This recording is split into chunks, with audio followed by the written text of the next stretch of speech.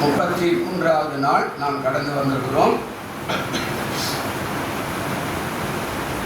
தலைப்பு, நீ என்னோட கூட பரதேசியில் இருப்பார். இது இந்த 7 வார்த்தையில் சில தலைப்புகளை இந்த தலைப்புகளில் கொடுத்துருக்குறாங்க. இந்த 33வது நாளில் நீ இன்றைக்கு என்னோடு கூட பரதேசியில் இருப்பாய். பரதேசினா பரலோகத்தில் இருப்பாய், பரதேசினா வழியில் இருப்பாய், பரதேசினா ஒரு பரலோக ராஜ்யத்துக்கு போகிற, அதாவது மண்டபங்கள் இருப்பார். ஏதோ ஒன்று அந்த பரதேசினா ஆண்டவருடைய ராஜ்யத்தை மட்டுமே குறிக்கிறதாக இருக்கிறார். இதுதான் தலைப்பு. லூக்கா 23:39 43வது வசனம் வரையில் இந்த பகுதி குறிக்கப்படுகிறதா இருக்கிறார். பிரியமான பிள்ளைகளே, இது நமக்கு சில ஆசீர்வாதங்களை இதில் கூட நமக்கு வெளிப்படுத்துகிறார். ஒரு 6 காரியம் 7 காரியம் இருக்கிறார் இந்த பகுதியில். அதாவது சிலுவையில் அறைந்த நேரத்தில் பிதாவே இவளுக்கு மன்னியும் என்று பேசணும் இல்லையா? அதுக்கு அடுத்தபடியாக சொல்கிறாரு இந்த வார்த்தை என்ன அப்படின்னா, இன்றைக்கு என்னோடு கூட நீ பரலோகத்தில் இருப்பாய் அப்படின்னு சொல்கிறார். இப்போ இதுக்கு நடுவில் சில சம்பாஷணைகள் இருக்கிறது. நம்முடைய ஆவிக்குரிய வாழ்க்கையிலும் உலகத்துக்குரிய வாழ்க்கையிலும் இது மிகவும் மிகவும் பிரயோஜனமான ஒரு வார்த்தையாக அது இருக்கிறார். அதனுடைய நாமத்துக்கு சோதரம். இந்த பகுதியில் அப்படியே என்ன நடக்குது அப்படின்னா, முதலாவது காரியம் இங்கே சொல்றாரு, அதாவது கள்ளர்கள் இயேசுவை இகழ்ந்தார்கள். அதுதான் அங்கே 39வது வசனம் சொல்றார். அதாவது கிறிஸ்துவானால் உன்னையும் எங்களையும் ரட்சித்துக் கொள் என்று அவரை இகழ்ந்தான். ஒரு ஆளு, 2 பேர் இருக்கிறான். அதில் ஒரு ஆளு ஆண்டவரை இகழுகிறான். என்ன நிறைய பெரிய கடவுள் என்ற, ஆமா நீ கடவுள்னா உன்னையும் ரட்சித்துக்க என்னையும் ரட்சித்துக்க, அதாவது உங்களையும் மீட்டுக்க என்னையும் மீட்டுக்க, நாங்களும் சிலுவையில் தொங்குறோம் நீரும் சிலுவையில் தொங்குற, இப்போ 2 பேருமே குற்றவாளி ஆகிட்டோம்ல, அப்போ நீங்க உன்னையும் மீட்டுக் கொள்ளுங்க என்னையும் மீட்டுக் கொள்ளுங்க அப்படின்னு இகழ்ந்தார்கள் என்று வேதம் சொல்லுகிறார். அப்போ சில நேரத்தில் நம்முடைய தப்பிதங்களை நாம் மறந்து மற்றவர்களை நாம் இகழுகிற காரியத்தை நாம் செய்கிறோம். தாவீது என்ன சொல்றாரு பாருங்க, சங்கீதம் 28 சங்கீதம் 22 8வது வசனத்துல ஒரு வார்த்தை சொல்றார். சங்கீதம் 22 8வது வசனம், கர்த்தர் மேல் நம்பிக்கையா இருந்தானே, எப்படி சொல்றாரு பாருங்க, கர்த்தர் மேல் இவன் நம்பிக்கையா இருந்தானே, அவர் இவனை என்ன செய்யட்டும், விடுவிக்கட்டும், அவன் மேல் பிரியமாய் இருக்கிறாரே, அவர் மேல் பிரியமாய் இருக்கிறாரே, இப்பொழுது இவனை மீட்டு விடட்டும் என்கிறார்கள். ஆமா, எப்படி சொல்றாங்க, கர்த்தர் மேல நம்பிக்கை. நம்ம கூட சில இடத்துல கஷ்டம் வரும்போது நாம கூட அப்படிதான் எல்லாரும் பரியாசம் பண்றாங்க. நான் கோயிலுக்கு போனேன், நான் சர்ச்சுன்னு போனேன், என்ன கொடுத்துட்டாங்க, என்ன நடந்தது? அதான் உள்ளுக்குள்ளே என்ன நடந்து கொண்டிருக்கின்றது ஆண்டவருக்கு மட்டும்தான் சில நேரம் வெளிச்சம். சில மரணங்கள் வரும்போது என்னையா இப்படி பாதியிலே போயிட்டார், நல்லவர் தானே, ஆனால் உள்ளே என்ன நடந்தது என்பது இயேசுநாதருக்கு அவருக்கு மட்டும்தான் தெரிந்த ஒரு காரியமா. அது வெளியரங்கமா தெரியாது. நிறைய பேர் சொல்லுவா, ஐயோ நல்ல ஆளுப்பா, நல்ல மனுஷன்பா, நல்ல அக்காப்பா, ரைட்டா இருக்க இப்படி ஆயிட்டாரு அப்படின்னுவோம். ஆனா அவருக்கும் கடவுளுக்கு என்ன நடந்தது அப்படின்றது உள்ளுக்குள்ளே இருக்கிற மக்களுக்கு யாருக்கும் தெரியாது. அவருக்கும் ஆண்டவருக்கு மட்டுமே தெரியும். 3வது ஆளு பிசாசுக்கு தெரியும். அப்போ இகழ்ந்தார்கள், ஒருவன் அதில் இகழ்கிறான், அதுதான் இங்க நடக்கிறது. ஆனா அவரும் குற்றவாளி. இப்ப பாருங்க, 2வது ஆள் ஒரு காரியம் பேசுறான். 2வது ஆளு அந்த 40வது வசனத்துல என்ன பேசுறாரு பாருங்க. மற்றவன், லூக்காவில் 23:40 சொல்றாரு, மற்றவன் அவனை நோக்கி, நீ இந்த ஆக்கினைக்குட்பட்டவனாய் இருந்தோம் தேவனுக்கு பயப்படுகிறது இல்லையா? நல்ல காரியத்தை கேட்கிறான். ஒரு ஆளு, யோ நீ ஆண்டவரா அப்படின்னு கேட்கிறான். இன்னொரு ஆள் கேட்கிறான், அவனை பார்த்து சொல்றான், ஏ தம்பி அண்ணா, யாரோ ஒரு ஆளு, அவனுக்கு பெரியவனோ சின்னவனோ இல்லை நட்போ அல்லது யாரோ மெட்ராஸ் பாஷையில் ஏதோ ஒரு பாஷை பேசுற மாதிரி அவன் சொல்லியிருப்பான். ஏண்டா நாம இங்க என்ன சொல்ற, மற்றவனை நோக்கி நீ இந்த ஆக்கினை உட்பட்டவனா இருந்தோம், நீ திருடனா இருந்தோம், நீ கொள்ளைக்காரனா இருந்தோம், நீ கொலைக்காரனா இருந்தோம், தேச குற்றவாளியா இருந்தோம். அதான் அந்த கேள்வி. ஏன் சிலுவைனா என்னதுக்கு அப்படின்னா, குற்றவாளிகளுக்காக. தவறை செய்கிறவனை தூக்கி மரத்தில் போட்டு தூக்கி மலையில நிற்க வைக்கிறதுக்கான குற்றவாளிக்காக அது சொல்றான். அதாவது நாமும் அந்த வார்த்தை சொல்ற, மற்றவனை நோக்கி நீ இந்த ஆக்கினைக்கு உட்பட்டவனா இருந்த தேவனுக்கு என்ன பண்றது இல்லையா, பயப்படுறது இல்லையா? நீ இயேசுவையே இகழ்கிறியே. நம்ம 2 பேரும் திருடர்கள் தானப்பா, நமக்கான தண்டனை கரெக்டு. சில நேரம் அந்த பிதாவே இவர்களுக்கு மன்னின்னு சொல்லும்போது சொன்னோம் இல்லையா, ஒத்துக்கொள்ளுகிறவர். ஆமா, யார் ஒரு அர்ப்பணம் பண்ணுகிறவன், யார் ஒருவன் சாஸ்தாங்கமாய் தவறு பண்ணிட்ட ஆண்டவரை மன்னித்து விடும் என்று சொல்லுகிறவனை கர்த்தர் உயர்த்துகிறவராய் இருக்கிறார். அதான் இங்கேயும் கூட நடக்கிறது. அவன் கேட்கிறான் மற்றவனை பார்த்து, ஏடா நம்ம 2 பேரும் திருடணும், அதுக்கான தண்டனை சிலுவை. அவர் ஒரு பாவமே செய்யலையே, உனக்கு தேவ பயமே இல்லையா? இப்ப கூட சிலுவைக்கு வந்து கூட கடவுளையே நீ தூஷிக்கிறியே.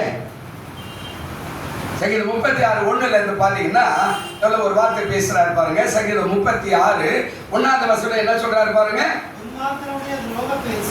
துன்மார்க்கனுடைய துரோக பேச்சு என்னுடைய உள்ளத்திற்கு தெரியும், அவன் கண்களுக்கு முன் தெய்வ பயம் இல்லை. அப்படியே போனீங்கன்னா 4வது வசனம் வரைக்கும் அது அப்படி இருக்கும். அவன் கண்களுக்கு முன்னாடி என்ன இல்லை? தெய்வ பயம். இவனே ஒரு குற்றவாளி, அதுக்கு தான் சிலுவை. இன்னைக்கு நம்ம நிறைய பேர் என்ன பண்றோம், நம்ம குற்றவாளியா இருந்தாலும் மற்றவங்களை குற்றமா பேசுறதுல கரெக்டா இருக்கும். ஆமா அப்படியாக்கும் அப்படியாக்கும், ஆமா அது பாவமா செஞ்சிச்சா, அதெல்லாம் அப்படியா, அவன் இப்படியா இவன் இப்படியா, அவன் சரி கிடையாது, அவன் குடும்பம் சரி கிடையாது, அவன் பிள்ளைக்கு சரி கிடையாது, அப்படி நம்ம எல்லாரையும் அப்படியே ஜாலியா பேசிடுவோம். ஆனா நமக்கு அந்த தெய்வ பயம் இருக்கணும். அவன் கேட்டா நம்ம 2 பேரும் குற்றவாளி தானடா, உனக்கு இப்போ சிலுவையிலே சாக போற நேரத்தில் கூட ஒரு தெய்வ பயம் இல்லையா? சரி, மூணாவது அது கேட்கிறார் 41. நாமோ நியாயப்படி தண்டிக்கப்படுகிறோம். நாமோ நியாயப்படி என்ன செய்யறோம்? இவர் சொல்றாரு, நாம் நடப்பித்தவர்களுக்கு தக்க பலனை என்ன செய்யறோம்? அடைகிறோம். நாமோ நியாயப்படி தண்டிக்கப்படுகிறோம். இதுதான் ஒத்துக்கொள்கிற அனுபவம். இது எவர் செய்கிறானோ அது மனுஷத்துல வாழ்க்கையில அவனை கர்த்தர் ஒரு நாள் வைக்கப்படவே விட மாட்டார், உயர்த்துவார். அதுக்கு சாட்சி நிறைய பேர் சொன்னேன். ஆமா, யாக்கோபு சொன்னேன், ஆண்டவரே நான் தப்பு பண்ணிட்டேன், என்னை மன்னிச்சிடும். ஆற்றங்கரைக்கு அந்தாண்டு நிற்கிறான். 20 வருஷம் நான் உழைச்சிட்டேன், எனக்கு 2 மனைவி, 13 பிள்ளைகள், 14 பிள்ளைகள் ஆயிட்டாங்க, ஆடு மாடு திரளான ஒட்டகங்கள் எல்லாம் இருக்குது. இப்போ என்னங்க அண்ணங்கார வந்து என்னை கொண்டுட்டான்னா எல்லாம் நான் சம்பாரிச்சு நான் பட்ட பிரயாசம் வீணா போயிடுமே. ஒத்துக்கொண்டான். அதான் கேட்டா, உன் பேர் என்னப்பா? என் பேர் யாக்கோபு. யாக்கோபுனா எத்தனை? அப்ப இனிமே உன் பேர் யாக்கோபு இல்லை, உனக்கு பேர் என்ன வைக்கிறேன்? இஸ்ரவேல். அல்லேலூயா. மாற்றம் வரும்போது யாக்கோபுடைய பேர் பெருசா போயிடுச்சு. தாவீது கேட்டா, நீ என்ன பண்ண? ஆண்டவரே, என் தாய் எனக்கு பாவத்துல கர்ப்பம் தரிச்சுட்டா, அந்த பாவம் எனக்கு விழுந்த, அதனால தான் இன்னொருத்த மணி மேல போயிட்டேன். ஒத்துக்கொண்டா. கர்த்தர் அவனை மன்னித்து அவனுக்கான தண்டனை வருங்காலத்துல கொடுக்குறேன்னு சொல்லிட்டு மறுபடியும் 33 வருஷம் ராஜாவாய் மாற்றினான். ஒத்துக்கொள்ளுகிற அனுபவம் பிரியமான தேவ பிள்ளைகள். இவன் கேட்கிறான், நாமோ நியாயப்படி தண்டிக்கப்படுகிறா. அந்த வார்த்தை அழகா சொல்றார். 1 பேதுரு அழகா சொல்றார். 1ஆம் அதிகாரம் 19வது வசனம் பாத்தீங்கன்னா, 1 பேதுரு 1ஆம் அதிகாரம் 19வது வசனம் கொஞ்சம் வாசிங்க. என்ன சொல்றாரு பாருங்க, சீக்கிரம், நேரம் முடிகிறது. 1 பேதுரு 1:19 இருக்குதா இல்லையா? இவ்வளவு நேரமா? சோதரம் ஆண்டவரே. குற்றமில்லாத மாசற்ற ஆட்டுக்குட்டியாகிய சாரி மன்னிக்கணும், அது மாறிடுச்சு. நாமும் நியாயப்படி தண்டிக்கப்படுகிறோம். லேவியராகத்துக்கு வாங்க. லேவியராகமம் 26ஆம் அதிகாரம் 42வது வசனம் வாசிங்க. அதுல சொல்றாரு பாருங்களேன். லேவியராகமம் 26 42 என்ன சொல்றாரு பாருங்க. என்னுடைய உடன்படிக்கையும் உடன்படிக்கையும் என் உடன்படிக்கையும் நினைப்பேன். போதும், நல்ல கவனிங்க. அங்க சொல்றாரு, எவன் ஒருவன் ஒத்துக்கொண்டு வருகிறானோ அப்போ நான் உடன்படிக்கையை நினைக்கிறேன் அப்படின்னு ஆண்டவர் சொல்றார். அப்ப என்ன சொல்றாரு? கேட்கிறான், நாமோ நியாயப்படி தண்டிக்கப்படுகிறோம். ஏன்னா உனக்கு பயமே இல்லையா? நாம செஞ்ச குற்றத்துக்காடா சிலுவை. நீ இப்ப கூட இன்னொருத்த மேல பழி போடுறியே. பிரியமானவர்களே, நம்முடைய வாழ்க்கையில எப்பொழுதெல்லாம் நம்முடைய வாழ்க்கையில தவறுகள் நடக்கிறது அப்பெல்லாம் தைரியமா, ஆண்டவரே தெரிந்தே செய்துட்டேன், தெரியாமலும் செய்துட்டேன், மன்னித்து விடும் என்று சொல்லி அர்ப்பணம் பண்ணி கர்த்தருக்கு ஒப்போடு மறுபடியும் புதிய வாழ்வை ஆரம்பிக்கும் போது கர்த்தர் நம்மை மன்னித்து ஆசீர்வதிப்பார். நீதிமொழி ஒரு வார்த்தை சொல்றாரு, அதாவது தன் பாவத்தை மறைக்கிறவர் என்ன செய்ய மாட்டான்? வாழ்வடையான். அவைகளை அறிக்கை செய்து அன்றோட அன்றைக்கே முடித்து விடுகிறவன் இரக்கம் பெறுவான்.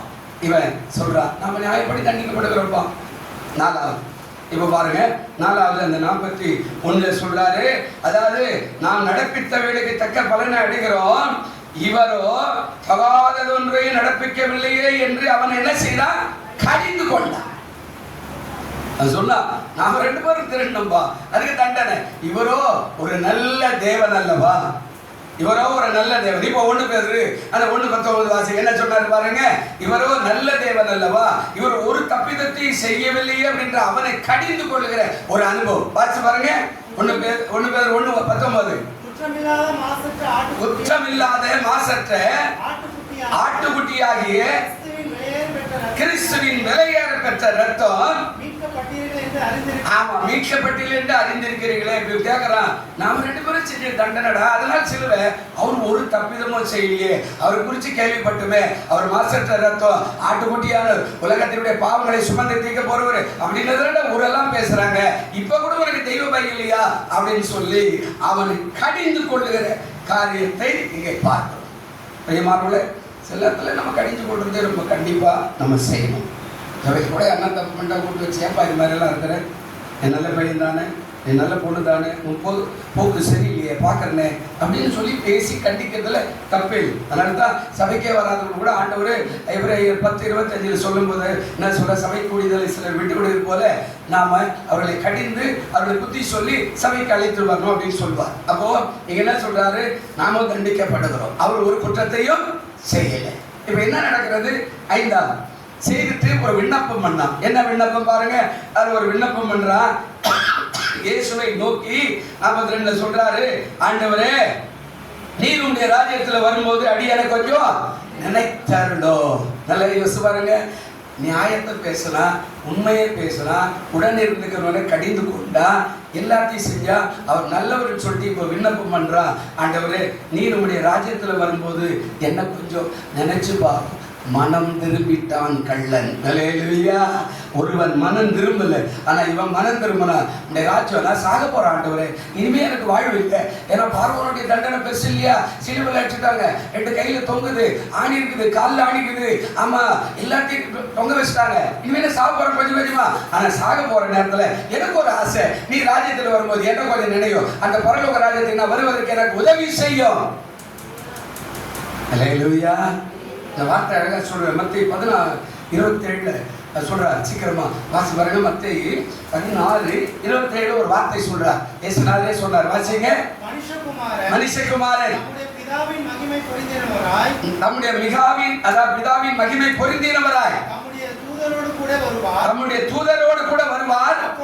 அப்பொழுது அவன் கிரியைக்கு தக்கதாக அவனுக்கு பலன் அளிப்பார். இவன் கேட்கிறான், ஆண்டவரே நான் சாகிறது என்ன உண்மைதான், நான் அவன மாதிரி இல்லை, நான் செஞ்ச தப்புக்கு தண்டனை, ஆமா நீர் ஒன்று மரியாதை பாவம் மரியாதை உன்னை கொண்டு வந்து எங்களோட சேர்த்து சிலுவையில் அரைஞ்சிட்டான், ஆனா ராஜ்யத்துக்கு வரும்போது என்ன கொஞ்சம் நினையம். அதுதான் உண்மையான மனம் திரும்புதல். ஹல்லேலூயா. அப்ப நம்ம என்ன பண்றோம், சில இடத்துல எந்த சூழ்நிலை சாகரமா இருந்தா கூட நம்ம அதெல்லாம் கிடையாது, அப்படித்தானே இப்படித்தானன்றோம். கடைசி நேரத்துல மனம் திரும்பினா ஒரே ஒரு ஜெபம் பண்ணா உங்களுடைய ராஜ்யத்துக்கு வரும்போது என்ன கொஞ்சம் நினையும். அதுதான் உண்மையான மனம் திரும்புதல். அவருக்கு நன்மை கிடைச்சதா. இப்ப 43வது வசனத்துல ஆண்டவர் சொல்றாரு, இயேசு அவனை நோக்கி, இன்றைக்கு நீ என்னோடு கூட பரதேசில் இருப்பாய் என்று மெய்யாக உனக்கு சொல்லுகிறேன். பிராமிஸ் பண்ணிட்டார். நம்ம 3 பேரும் சாப்பிடுறோம். இவன் கேட்ட அந்த விண்ணப்பத்துக்கு பதில் கொடுத்து ஒரு அற்புதத்தை செஞ்சுட்டு போறாரு. மனம் திரும்புதல் என்ன, இன்றைக்கு என்னோடு கூட பரதேசில் இருப்பாய் என்று பிராமிஸ் பண்ற, மெய்யாகவே உனக்கு நான் சொல்லுகிறேன். ஹல்லேலூயா. நல்லா கவனிங்க. மெய்யாக பிராமிஸ் பண்ணிட்டா, சத்தியமாக சொல்லுகிறேன், இன்னைக்கு நீ என்னோடு இருப்ப. எவ்வளவு பெரிய ஆசீர்வாதம். மரணத்தில் கூட இன்னொருவனுக்கு தன்னுடைய பிராமிஸ் பண்ணி, நான் போகும்போது நீ என் பின்னாடி வருவா, அந்த பரதேசில் இருப்பா அப்படின்னு ஒரு பிராமிஸ் பண்ணிட்டு போனாரு. அவருடைய அர்த்தம் என்ன, இன்றைக்கு என்னோடு கூட நீ கட்டாயம் எங்க இருப்ப. 2 கொரிந்தியர் 5:8 வசனம் வாசிக்க முடிக்கலாம். 2 கொரிந்தியர் 5:8 வசனம் என்ன சொல்றாரு பாருங்க. நாம் தைரியமா இருக்கவே இருக்குது, இந்த தேகத்தை விட்டு பிரிந்து போகவும் கர்த்தரிடத்தில் குடியிருக்கவும் பவுல் சொல்றார், அதிகமாய் விரும்புகிறோம். கடைசி காலம் அதுதான். அதான் அவன் கேட்டான். அந்த கேள்விக்கு பதில் சொல்ற, இன்னைக்கு என்னோடு கூட நீ பரதேசில் இருப்பார். அதாவது சிலுவையில கூட இயேசு மனதுருகம் உள்ள தேவனாய் இருக்கிறார். ஹல்லேலூயா. நானே சாப்பிட்டா தம்பி, நான் உனக்கு என்னடா ஆசீர்வாதம் கொடுக்க முடியும்? எனக்கு என்ன ஆசீர்வாதம்? என் ஜீவன் கொஞ்சம் கொஞ்சமா கீழே ரத்தம் சொட்ட சொட்ட சொட்ட கொஞ்சம் கொஞ்சமா தலையிலிருந்து ஜீவன் போயிட்டே இருக்குது, மயக்க வருது, தலை சுத்துது, கண்ணு மறைக்குது, எல்லாம் தளருக்குது, நாடி நரம்பெல்லாம் தளருக்குது, நான் என்னடா கொடுக்க முடியும் அப்படின்னு சொல்லாம அவனுக்கு ஒரு பிராமிஸ் பண்ண, நான் மேல போகும்போது நீ என் பின்னாடி வருவே. எவ்வளவு நல்ல தேவன் பிரியமானவர்களே. அப்ப என்ன சொல்றாரு? உனக்கு பயம் இல்லையா? அவனை கேட்டா. அதாவது நாம் தண்டனை அனுபவிக்கிறோம் இல்லையா அப்படின்னு சொன்னா. மூணாவது, அவர் நல்லவர் என்று சாட்சி சொன்னான். எப்போதும் நாம செய்ய சொல்ல பழகிக்கொள்ள. ஆமா, சமயம் கிடைச்சாக்கா அடுத்த மேல பழி போட்டு போற காரியம் இல்லை, அழகா பேசினார். அதனால ஆண்டவர் பிராமிஸ் பண்ணார், இன்றைக்கு என்னோட கூட எங்க இருப்பேன்? பரதேசில் இருப்பா என்று சொன்னார். பிரியமானவர்களே, நம்முடைய வாழ்க்கையில கூட அந்த காரியத்தை செய்ய தேவன் வல்லவராக இருக்கிறார். மனம் திரும்புவோம், தேவனை நோக்கி பார்ப்போம். இன்றைக்கு கர்த்தர் நம்மோடு கூட அற்புதமான பிராமிஸ் பண்ணி நம்மை உயர்த்த வல்லவராக இருக்கிறார். எழுந்திருப்போம். நல்ல பிதாவே, நம்முடைய குமாரனாகிய இயேசு கிறிஸ்துவின் நாமத்தினாலே ஆசீர்வதிக்கிறோம். இந்த வார்த்தையை கேட்டுக்கொண்டிருக்கிற பார்த்து கொண்டிருக்கிற ஒவ்வொரு மனம் திரும்பி தேவனுடைய ராஜ்யத்தை கடந்து வர கர்த்தர் கிருபை செய்யும்படியாய் ஜெபிக்கிறோம். ஆசீர்வதி இயேசு கிறிஸ்துவின் நாமத்திலே வேண்டிக் கொள்கிறோம் நல்ல பிதாவே, ஆமென். சேர்ந்து சொல்லுவேன்.